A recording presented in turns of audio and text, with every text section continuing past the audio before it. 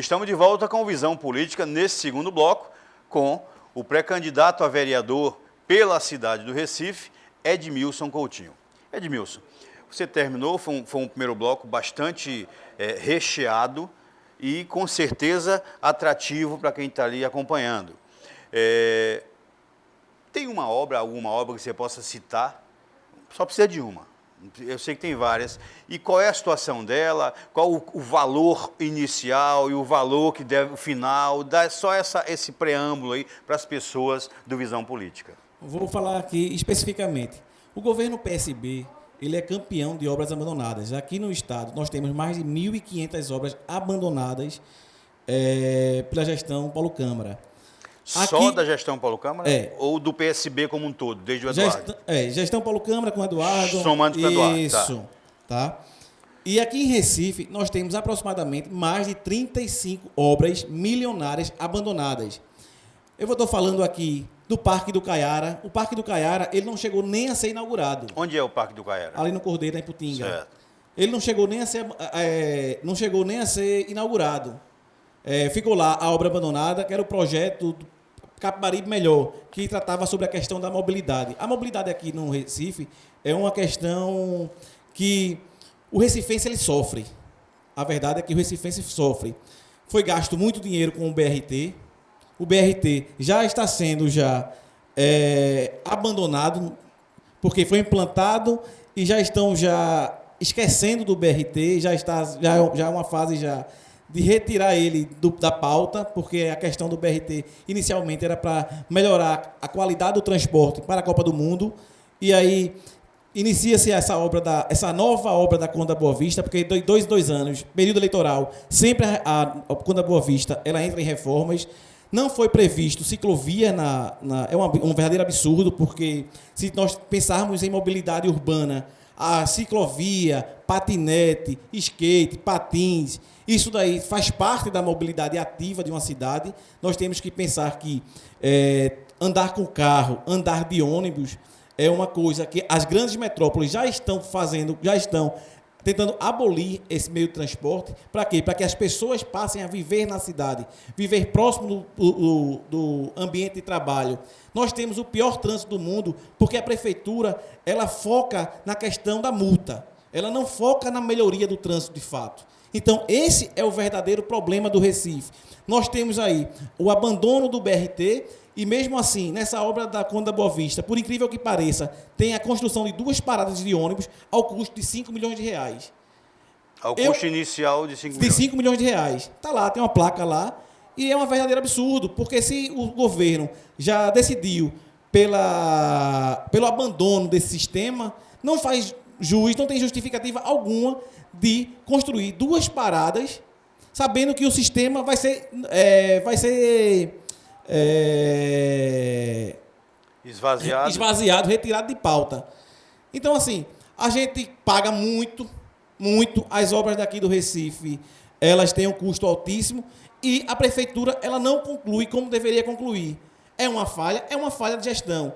Eu tenho uma frase que eu comecei a construir, que é a questão do seguinte: a ineficiência e a incompetência do poder público ela é tão danoso quanto a corrupção. Porque a partir do momento que você faz uma obra e você deixa ela pela metade, como é o caso da ponte que liga Monteiro e Putinga, que teve um custo inicial de 45 milhões, estava em 60 milhões, foi da época ainda de João da Costa, e aí depois, porque o projeto tem uma construção de uma escola que é histórica. Como assim?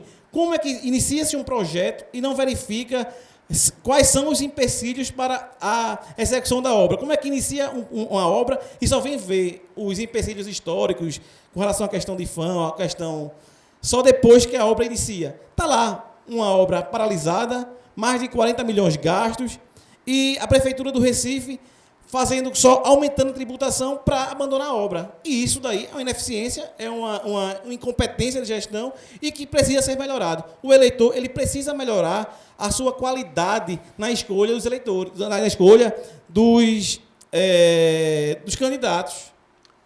Bom, gente, nós vamos na parte final agora do programa.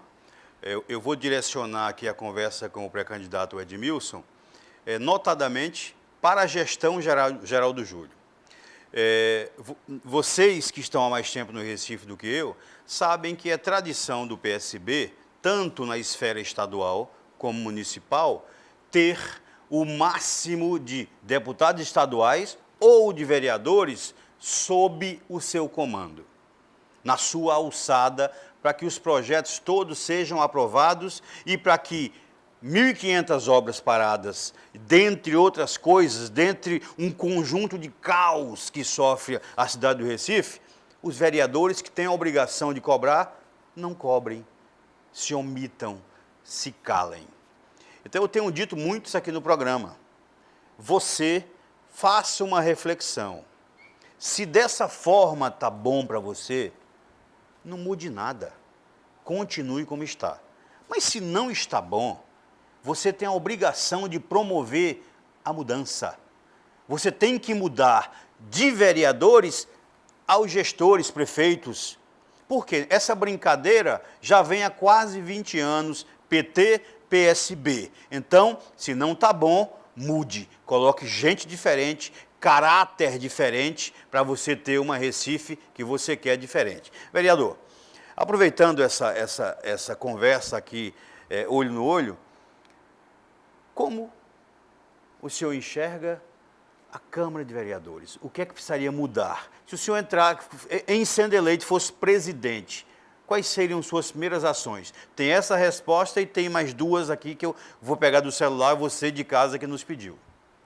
Pois bem, Luiz, eu vou só explicar para você que, apesar de não ter nenhum cargo eletivo, em 2019, nós tivemos o projeto de decreto legislativo, o projeto de lei do Executivo, que foi o número 36, que, com relação à questão do aumento do IPTU.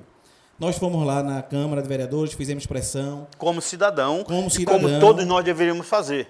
Como cidadão.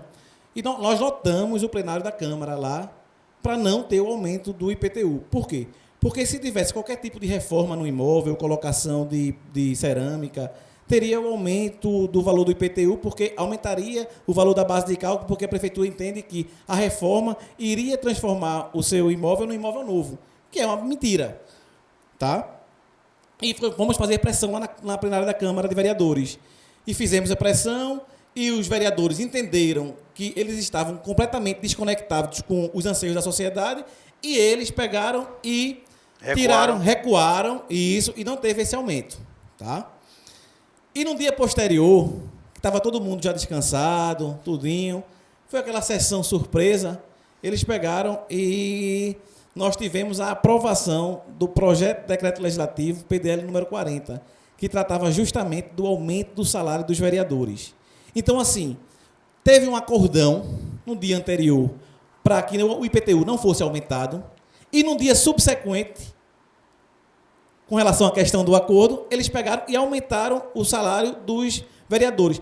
E eu e outro advogado, doutor João Guerra, nós ajuizamos uma ação coletiva para barrar esse aumento. Essa ação hoje, ela está na Vara de Fazenda Pública, os vereadores estão sendo intimados, e a gente também convocou o Ministério Público, que também é parte, para a gente tratar dessa situação. Por quê? Porque a forma como foi feita, não que eles não tivessem competência para legislar com relação à questão do aumento, mas não foi a nossa justificativa, foi a forma como foi feita. Surdina. Foi na surdina, isso. Foi uma forma que a população não ficou sabendo lá dessa em Serra apreciação. Diriam na trairagem. Fizeram uma combinação de dia, enquanto estavam lá reclamando, na calada da noite, alto benefício, salário mais alto dos vereadores do Recife. E você, como a maioria, fica em casa, pagando, bancando isso.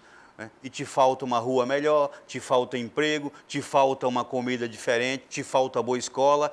Por que você não vem brigar aqui na Câmara de Vereadores, onde quer que seja, para uma Recife melhor? Mas retomando. Voltando. E aí o que acontece? E para nossa surpresa, aí o Ministério Público de Contas, um promotor do Ministério Público, disse que a gente que ajuizou a ação popular, nós estávamos lacrando. É uma coisa inimaginável. A pessoa que deveria fiscalizar, além de não fiscalizar, ela pega e tenta denegrir a ação popular que foi Condenando ajuizada. legitimamente uma ação popular. Isso.